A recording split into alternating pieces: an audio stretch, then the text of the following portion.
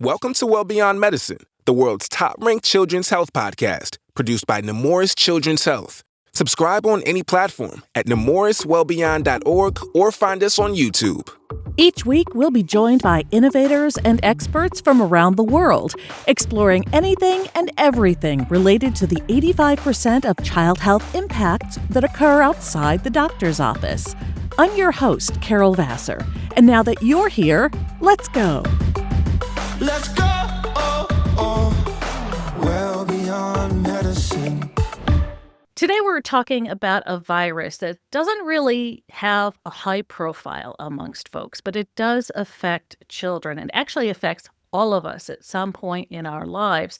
For those who may not be familiar, it's called congenital cytomegalovirus, or CMV. Here to talk about that today, I have some of the experts, and we're going to talk about the hearing loss that's possible when someone has CMV, their fetus is affected, and that child does have hearing loss. With me right now, Dr. Cedric Pritchett. He is a pediatric otolaryngologist and head and neck surgeon. He's co-director of the Nemours Children's Ear, Hearing, and Communication Center and medical director of the Cochlear Implant Program for Nemours Children's Health. Dr. William Parks is also with us, also a pediatric otolaryngologist at Nemours Children's Health, medical director of the Cochlear Implant Team. Dr. Salwa Sulieman is the pediatric infectious disease specialist, or one of them, at Nemours Children's Health. And finally, Kathryn Tribulski, or Kat, as we know her. Dr. Tribulski is a pediatric audiologist. You're all with Nemours. So I want to explore this virus a little bit more. I was talking to some friends of mine, women who have had children, maybe even have grandchildren, and I said, do you know what this is? Have you ever heard of CMV or cytomegalovirus? And they said, no, what is it? So Dr. Sulieman, I'm going to ask you, what is CMV? Well, thanks for having me, Carol. CMV, or cytomegalovirus, is a virus that's sort of ubiquitous in the environment. It's everywhere. Many people have it shed it in their body fluids, their respiratory secretions. And so most people have had it by the time they turn 21. Many people get this infection, but it has a very sort of wide range of symptoms. Most people are totally asymptomatic, have no idea they have it, which is one of the biggest problems with CMV. And then some people can get more severe infection. And when we talk about specifically congenital CMV, that's an infection that can happen to babies when moms get infected during the pregnancy. And when moms have never had CMV before, they have no memory to it. So their babies then have no memory to it. And when those babies get infected, they can have this syndrome called congenital CMV infection. And how does it affect these children? A lot of times they are, especially infants are exposed in the womb, there are some severe consequences, aren't there? There definitely can be. So the majority of babies, probably around 50% that have congenital CMV, are totally asymptomatic. But the other proportion of the babies that have some symptoms can really vary. The most severe of symptoms can be hearing loss, and that is probably the most important consequence or sequelae of congenital CMV. Some babies can be generally small, they can be born prematurely, they can have problems with their liver, sometimes problems with their blood counts. But generally, the biggest problem that we see and that we worry about is hearing loss. How common is it? You said that anyone over 21, most people over 21 have already had it. So it's out there. We know it's out there. You can get it pretty young. You can get it in utero. So it's pretty common. How come we don't know much about it? Well, if you look at the numbers, only about 1% of the population has congenital CMV. So it's generally a small percentage. But if you look at that number in babies that are born each year in the United States, it's about 40,000 babies with congenital CMV infection. Wow. Now, only about 10% of those babies are going to have symptoms at the time that they're delivered. So there's another 90% of all of those babies that potentially have no idea that they have infection and then can go on to develop sequelae from this infection, such as hearing loss. So what should parents be looking for? Well, really, this is going to be more for us as care providers to really think through and help identify those babies who may be at risk. So the problem here, the biggest challenge is that most of them are asymptomatic. But any baby that's born with any of the symptoms I described, most care providers are going to be looking for CMV around the time of delivery. The biggest intervention, which we're going to hopefully spend some more time on here, is talking about how we can identify babies that maybe have hearing loss early on, and then get tested for CMV if the hearing loss is the only symptom of CMV that they have at delivery. And so that will hopefully help us a little bit in identifying those babies. So I'm going to turn to Dr. Pritchett, Dr. Parks. You are both otolaryngologists. I've now said that 3 times correctly in this podcast. I think that's my limit. How are children diagnosed with hearing loss, just generally speaking? Dr. Pritchett. Hearing loss and the identification of children is one of the great accomplishments societies have achieved, right? Because we like to believe universally children are screened for hearing loss, at least here in our country, from the time that they come out, right? And that's work that's been accomplished over the last 25 years. And so I'm not going to steal the thunder from Dr. Tribulski and describe how that happens, because that's the space she lives in. But well over 98% of children who are born, by the time they go home, you'll know if they have passed their hearing test or not. Mm-hmm. And so because congenital CMV is something that has a predilection for affecting the hearing system, using that and eliminating that as a possible cause is important, right? We would say somewhere between perhaps 10 to 20% of children who have congenital hearing loss could have acquired that because of CMV. Now, the largest body of congenital hearing loss, of course, is genetic in nature, but congenital CMV is the most common non-genetic cause for babies who are identified with hearing loss in that first year of life. Dr. Parks, when somebody is working with an infant, what do they do? Walk me through that. Maybe I've just had a baby. My baby is getting all those spot tests and other kinds of tests. What's the hearing test like, and are there protocols in place for that at hospitals? There are, and this goes back to like the late 90s in the United States. We had universal newborn hearing screening. So as Dr. Pritchett alluded to, the vast majority, not quite 100%, but nearly 100% of babies have their hearing screened before they leave the birth hospital. And if they fail that screen, they'll be sent for formal diagnostic testing with audiology. And I think Dr. Tribulski could talk in more detail about that. If you look at all those kids that fail the screen, most of them actually don't have permanent hearing loss. It's a screen. So some of them will actually end up having normal hearing for different reasons. There could be technical issues with the test, or they could simply have some fluid in their ears that goes away soon after birth, and when they recheck, their hearing is normal. So it's a much smaller percentage of those kids that truly have permanent hearing loss. And it's the kids with the permanent hearing loss that we want to promptly identify, promptly treat to promote normal language development. There's a ton of science that informs us that if we allow for delays in diagnosis and subsequent delays in treating congenital hearing loss, or hearing loss present at birth or soon after birth, children are set up for lifelong language delays. And so the sooner we diagnose, the sooner we treat, the better the outcomes will be. So that's the importance of it. And that has, long-term effects over the course of a child's entire life in terms of where they get to in school, where they get to beyond school, professionally and otherwise. And so it's critically important. And so I think, Kat, if you want to kind of touch upon what it looks like after they fail the screen and get to you and where we go from there, I think that would be helpful. Please do. Yeah, so there's actually, since the year 2000 was when universal newborn hearing screen has arisen. And there are some guidelines put forward by the Joint Commission of Infant Hearing. And that is that all babies in the United States are screened by 1 month of age. They're diagnosed by 3 months of age, and some form of treatment is enacted by 6 months of age. That's the goal. It doesn't happen necessarily all the time. But after a screening, when a baby does not pass, they come in to audiology and we do what is called a diagnostic ABR, which stands for Auditory Brainstem Response Test. The test is not invasive, even though it sounds kind of scary. And it involves several stickers, electrode placement on the infant's head, and either some over-the-ear or in-the-ear headphones.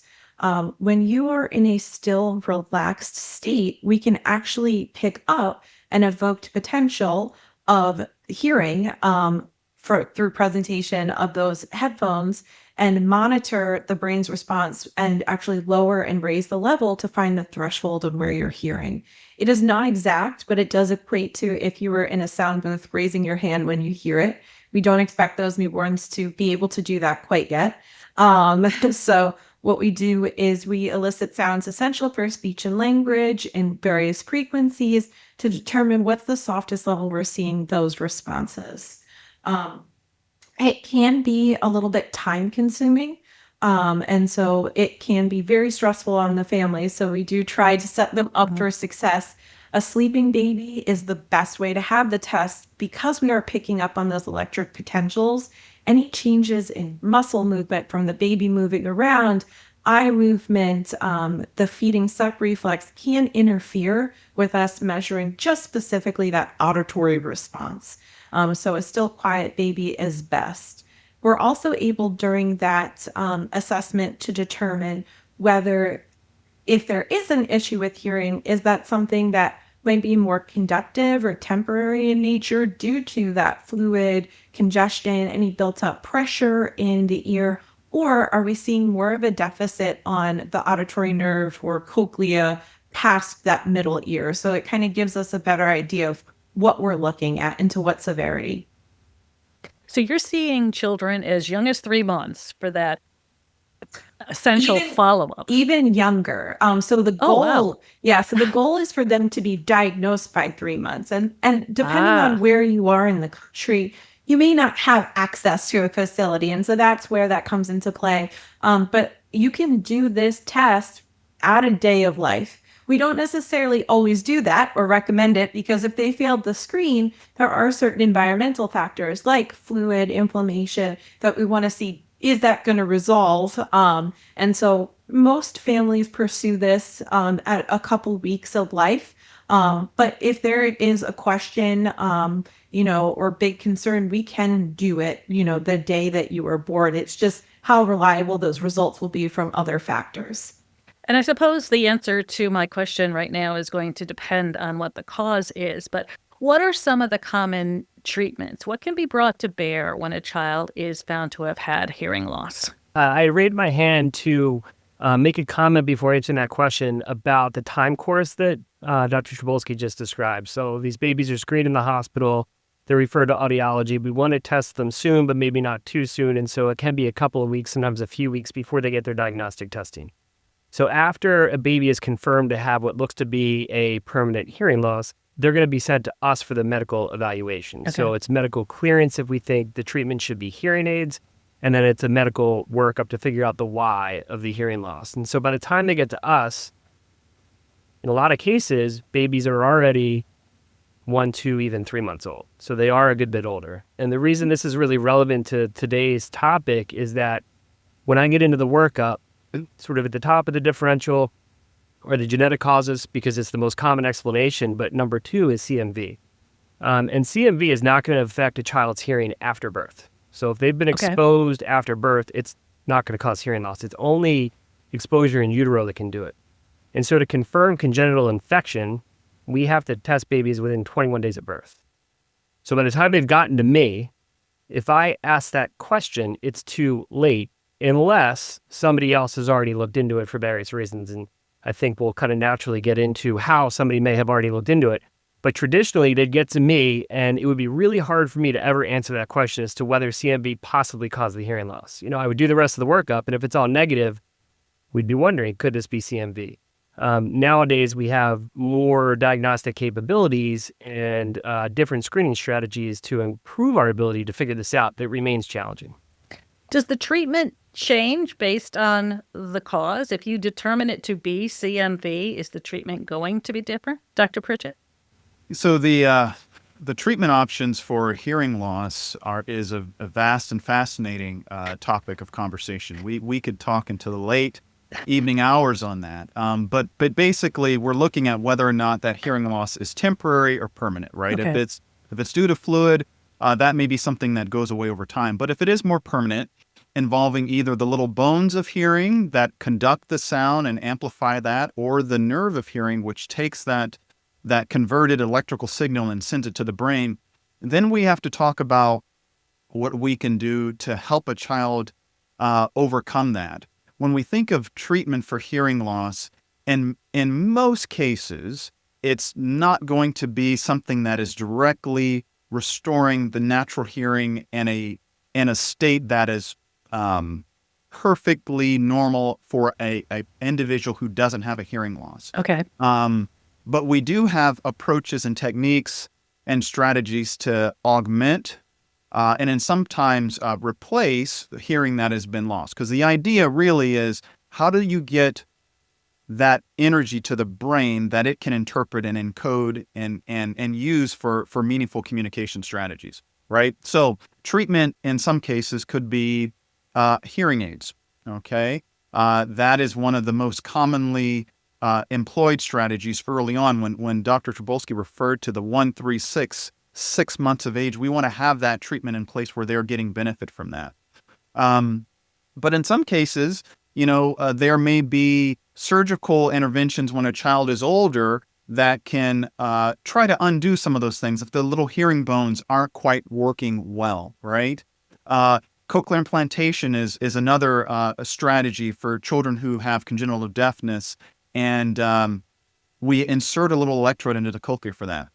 What's also important is just helping children learn how to communicate with speech-language therapy, because when you have that hearing deficit and that hearing difference, it's important to be given tools that you can grow into.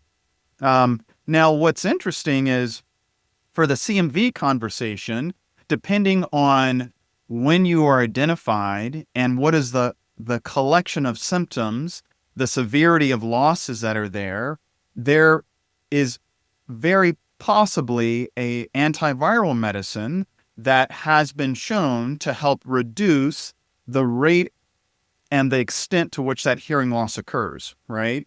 And I know Dr. Sulieman is really familiar in this space, and I'm not going to take too much more time, but that's what has made CMV a unique and interesting entity, because we have something that, while it may not completely stop or reverse, it can certainly aid in retarding the loss of that hearing over time, and that's something special, right? Another, more experimental conversation is gene therapy, but we're not going to go there. But I know for the CMV, what makes us excited is to think that there may be a group of children, if you can identify them early enough, you have a shot at doing something in addition to all of the other strategies that might preserve some of that natural hearing that they have. Dr. Sulieman, I want to hear more about that. I think Dr. Pritchett gave us a great overview, but I have never heard about this. Tell us more. Yes, so it is amazing. We have an antiviral medication that we can give to babies that are born with what we call symptomatic congenital CMV infection. So our goal is to identify babies with congenital CMV infection and then try to put them into a category of asymptomatic versus symptomatic. So not every baby that has congenital CMV needs to be treated, but the ones who are symptomatic do. What does that mean? What does symptomatic mean? Well, it's changed even over time, but definitely if you have any type of hearing loss, you're going to fall into the symptomatic category. Other things would include if they have, when they are born and they have abnormalities with their blood counts or their liver tests or their brain, things like that, we're definitely going to see that there could be a problem. But what I would really focus on here is that if there is isolated hearing loss and we can identify it quickly and we can identify that they have CMV, then we can start them on a medication called valganciclovir. It's also a medication that other people take for various reasons, but it is very targeted at CMV. And if we can start it before 13 weeks of life, ideally within the first 3 weeks of life, but within 13 weeks of life, then we can treat these babies for a period of time, whether 6 weeks or 6 months. It's a long haul. And that has been shown to improve progression of hearing loss and neurodevelopmental outcomes. And so that's really important to capture these babies early so we can start the medicine if they are symptomatic. Dr. Sulieman, a quick question about prevention. And I think pregnant women who've not had CMV are your target. You want to prevent them from getting it, passing it on to their children. How can that happen? Are there programs that are helping? Are there outreach initiatives that are focused on CMV? Can you tell us anything about that? Sure. So prevention is key with any infection. There's not a vaccine for CMV, so that's not something anyone can get. But we always encourage anyone who particularly is around young children, children less than 5, especially less than 2, are just really good at shedding CMV in their body fluids, in their spit, in their snot, in their urine. And so if you are a healthcare worker, if you're a daycare worker, if you're an elementary school teacher or a preschool teacher, or you just simply have kids at home, you can be exposed. So washing your hands, try not to drink after other people, obviously very hard in families. But the classic presentation of congenital CMV infection is with a mom who works with children, works with kids, and or is a teacher. And it's really, that's where they get this exposure. So washing their hands is really good. I think there definitely have been some outreach events that have happened within communities to try to explain some of this information. But it's the word's just starting to sort of get out there. But the biggest thing you can do is be particularly careful when you're pregnant, or if you are sort of pregnancy bearing age or childbearing age, to be careful, especially around young kids. Dr. Parks, when we were talking before we started recording, you alluded to the fact that single-sided hearing loss is a possibility. Talk a little bit about that and kind of the common questions that parents have around that particular issue. Yeah, no, it's a great question or topic to bring up. So we've said a couple of times that genetic differences are the most common explanation for hearing loss, and almost always they'll affect both ears, typically symmetrically. So you'll see a hearing loss in both ears. It looks about the same, meaning the same degree of severity. Not all, but most of the time. CMV can do absolutely anything. So if babies are exposed in utero, they can be born with normal hearing and develop hearing loss later in life. It could be a month after birth. It could be a year or a few years after birth. As time goes on, the risk of developing late onset hearing loss does decrease, but it does persist for a number of years. Children could be born deaf in both ears, no hearing whatsoever. Hearing aids can't help, and we're pretty quickly bringing them through a cochlear implant evaluation, looking into a different strategy if hearing aids aren't going to help. And then anything in between. So a child can have, severe hearing loss in one ear, a little bit of hearing loss in the other, or a profound total deafness in one ear and normal hearing in the other ear. Historically, what parents were told in this setting of single-sided deafness was, don't worry, it's great news that the other ear is fine. Speech and language development should be normal. This is really a non-issue. There's nothing that needs to be done about this. Historically, as in decades ago. Over the last couple of decades, there's been a lot more literature emerging about the impact of single-sided deafness over time. It is still true that most children will develop normal language even if you do nothing, but there are downstream issues because of that. The brain changes, so the brain develops differently when you're only listening with one ear. When somebody's talking to your deaf side, it's hard because your head's in the way, so you're kind of turning to listen better. When there's noise around you, it's much harder to listen. The two ears work together to filter background noise and focus on what we're trying to listen to, and you lose that when you have single-sided deafness. And you can't localize sound. If somebody's calling you from another room in the house, you don't know where they are, you can't see them, you just don't know where they are. And so all of that does lead to some frustrations over time. And so we're a little bit more apt to consider treatment for single-sided hearing issues. Now, single-sided deafness does remain somewhat controversial because in that case, if it's true deafness and a hearing aid is not going to work, then the move to consider present day is a cochlear implant. And so that's a pretty big surgery to put a child through. Relatively low risk, but a big surgery nonetheless, with a big commitment afterwards to train a child to understand the new information that they're getting to their brain through an implant.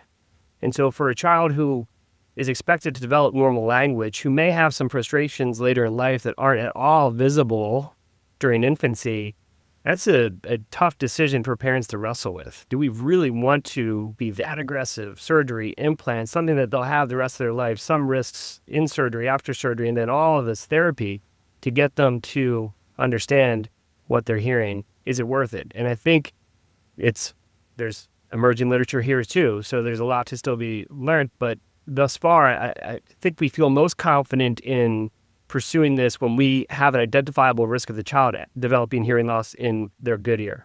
So there are certain anatomic conditions that can do that, and CMV can do it. So a lot of the time, if a baby is deaf in only one ear and they have congenital CMV exposure, they will develop hearing loss in the other ear eventually, whether it's months or years later. The risk is variable in the literature, but it's upwards of 40 to 60%. 75% in some series. So because of that risk, I think we're more inclined to try to at least make families aware of this option and consider doing something like a cochlear implant so that if the hearing does decline in the good ear, they can then lean on the implant, and then we have more modes of rehabilitating the other ear if it's affected later in life. Sounds like there's a lot for the parents to consider, a lot for parents and children and clinicians to do together to get the child to a place where they can hear and they can speak in manners that are somewhat on the level with their peers in school and that kind of thing. That's where we are now. Where are we headed in the future in terms of research, in terms of implementation of additional treatments? Dr. Pritchett, I want to turn to you first and get a brief overview of that from each of you. Absolutely. So, I think the future holds promise. There's been a lot of work and a lot of money put into the CMV conversation. And while it's disappointing we are only here, we can celebrate that we are here, right? So to have many states that are, let me back up, to have essentially universal acknowledgement that education is an important part and that we are not doing a great job if most women who are of childbearing age have not heard of this. That's something we agree on that needs to change, right? And that's something we can do. Women know not to drink. They know not to change the cat litter box. They need to know not to kiss their baby on the lips and eat and clean their plate afterwards because of the risk of that, right? So future state is going to be a significant growth in education and awareness. Departments of health, healthcare practitioners, schools, everybody on board with that. What we're also seeing, though, are some combination of different strategies to identify these children early. And we haven't figured it all out yet, but we do know the sooner we can identify these children who have congenital CMV, the better. Some states are testing all of their children. Some states are testing children who don't pass their newborn screening or have certain characteristics that would make us suspect congenital CMV is there, maybe prematurity or some jaundice, small heads, those kinds of things that are there. But we also have on the horizon the concept of vaccination, right? And so vaccination has been huge. While we celebrate what has come from newborn hearing screening in most countries that practice that, vaccination is also game-changing. And there is a phase 3 trial that one of the commercial entities, biotechnological companies, is wrapping up that shows some promising data that, we are able to look at reducing the likelihood that a woman who has not been exposed to CMV will not contract that virus, although she's around a high-risk environment for a defined period of time, right? Right. And so thinking about how that could become another tool that's in our arsenal is exciting. And then, of course, when it comes to Also, can CMV's effects and consequences be ameliorated? That is also an area of opportunity.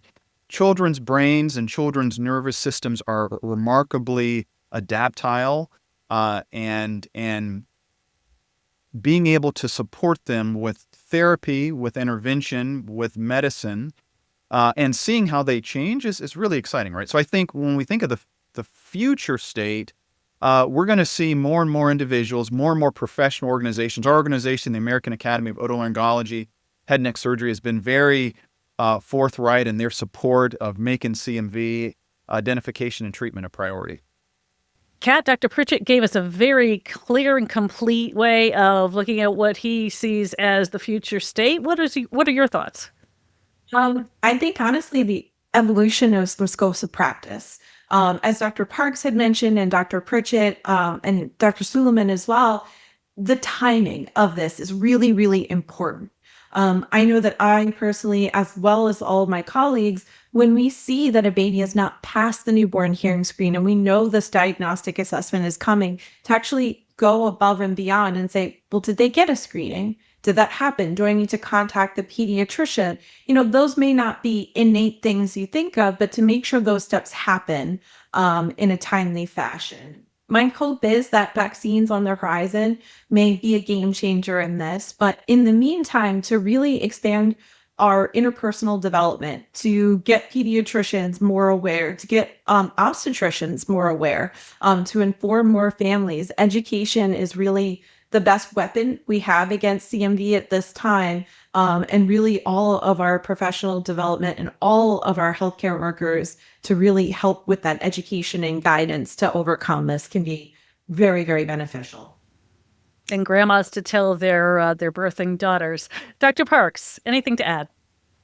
I really don't have anything to add. I mean, I think they summarize things beautifully, but it's stuff just like this, right? Getting on a podcast and disseminating information. It's lecturing medical students and talking to residents and just spreading knowledge everywhere we possibly can to improve awareness at a minimum, and eventually, improve our ability to diagnose and hopefully improve our ability to treat as well. And that's all contingent upon just the growing knowledge base, through our science. Well, with that, I think we are all set on what the medical angle of CMV is. On our next episode, we're going to talk to a couple of moms who have children who've been affected by CMV. We're also going to talk about some of the policy concerns and policy on the horizon with some folks from our national office here at Nemours. I want to thank Dr. Pritchett, Dr. Sulieman, Dr. Tribulski, and Dr. Parks for being on the podcast today. Thank you so much for listening and watching. And remember, we can all change children's health for good, working together and doing it well beyond medicine. Let's go.